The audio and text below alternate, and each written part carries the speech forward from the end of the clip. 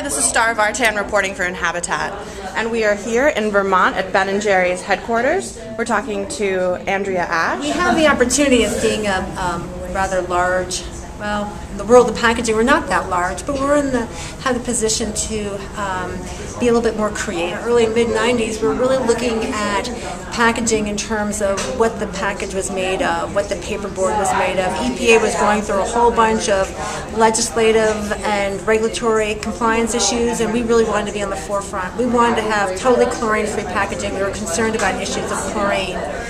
Basically, we ended up with what we call the eco-pint, the brown board. The brown board is just an unbleached paperboard. It's virgin paper. We can't have any recycled content paper in our packaging because of FDA regulation. And we really felt that unbleached paperboard was the way to go. No chlorine used to whiten the paperboard because of issues associated with dioxin as a byproduct of the bleaching process. So we marched on and found the paperboard. We partnered with Greenpeace to help us identify a mill.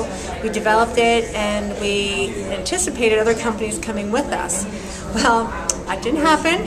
I think Stonyfield joined us for a while with their frozen yogurt product, but then that was really moved to FSC certified, Forest Stewardship Council certified paperboard, and that's what we're in today. Paperboard wrapped in a polyethylene coating on the inside and outside. That makes it non-recyclable because it's not just paper and it's not just plastic. It's a combination of materials which the recycling industry can't handle. So, you know, our goal then is to make it the most environmentally progressive type of packaging. So that led us to the next goal of saying, well, can we make this biodegradable? So at least the overall life cycle of the pint container has a better story than a petroleum-based coating. So we've looked at a corn-based coating on it, but that industry is not really developed enough to what they call co-extrude. How do you place plastic on paper and then form it into our pint container?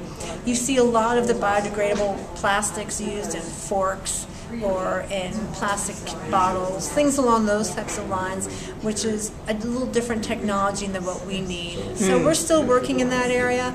There's still a lot of discussion about the value of growing a food crop like corn and to be made into packaging.